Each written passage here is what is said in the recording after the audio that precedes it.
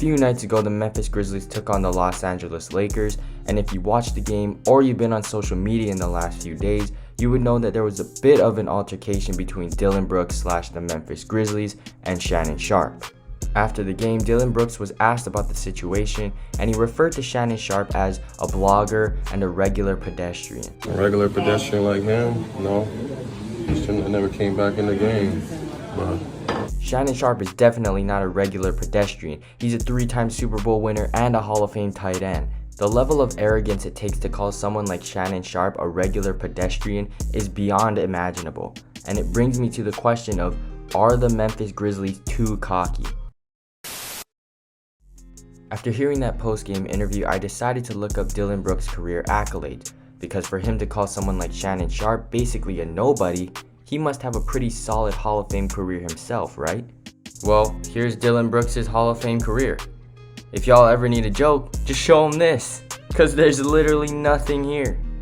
So Dillon Brooks is calling Shannon Sharpe a Hall of Fame tight end, a nobody, a blogger, a regular pedestrian, when he has basically done nothing in the NBA. His biggest accomplishment so far was making it to the NBA. And this is a whole reoccurring theme with the Memphis Grizzlies as a whole team.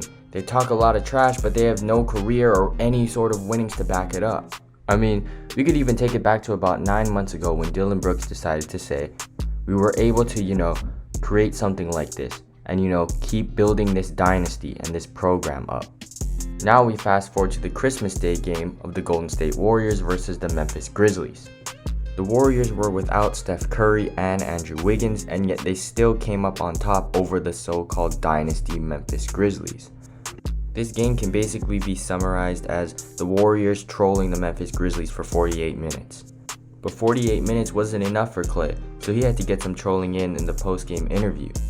He remembered that dynasty talk, and he had to let Dillon Brooks know that they are no dynasty. Man, they was talking about dynasty and all that. You can't talk dynasty when you haven't won before. I don't think people realize how hard that is, the commitment and sacrifice it takes. And I thought that was premature talk, to talk. The nobody Shannon Sharpe also had something to say about the Grizzlies calling themselves a dynasty.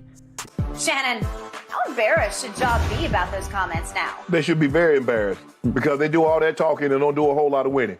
Like I said, if Steph Curry had said this, I ain't got no problem with it. Yeah. That man's a 4-time champion, a league MVP, a finals MVP, and one of the greatest players I've ever played. If he wants to say, hey, bro, I'm good. We great. We peachy out here in the West. I'm good with that. Yep. What has the Grizzlies won? Don't give me this. What's he supposed to say? He's supposed to be respectful of everybody in the Western Conference, considering he hadn't won anything. They keep talking about a dynasty. A dynasty, what banners have you hung? What have I seen up there?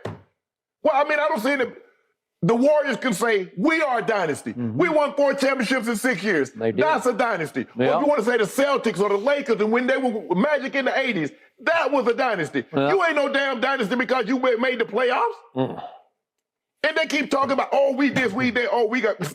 I'm like Draymond. Draymond says, I think the word rivalry is thrown around too loosely these days. A rivalry is the Lakers Celtics. A rivalry is us Cavs. 15, 16, 17, 18, 19. We're competing. That's a rivalry. What's the rivalry between the Grizzlies and the Warriors? One team got 4 championships in 6 years. Yeah. The other team said, we did knock y'all out the playoffs, the play-in tournament. What is that? Nothing.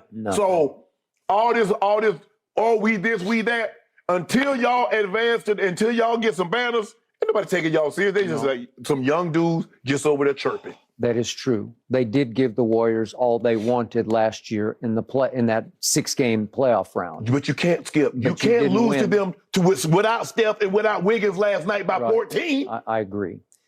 It's talk like this that makes fans hate the Memphis Grizzlies for being too cocky and too arrogant.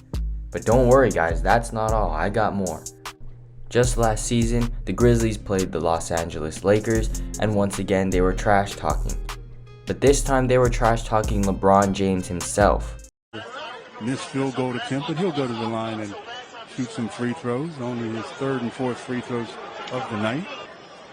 The second pick, some were saying, well, that's the consolation after Zion, but I'll tell you what. Revisit that draft. Exactly. The referees are now telling all the And things did not go well for the Memphis Grizzlies, specifically Jaren Jackson Jr. They're just scoring at will right now. They're shooting 56% overall. LeBron!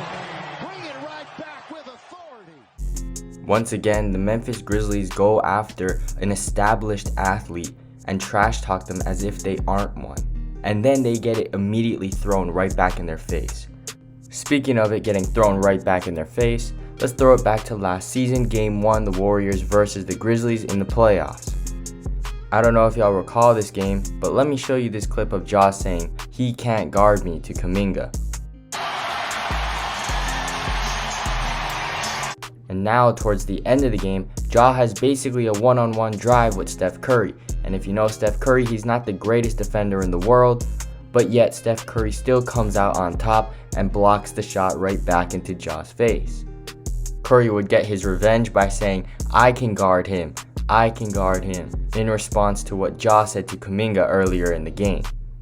But Ja would get another opportunity to win the game.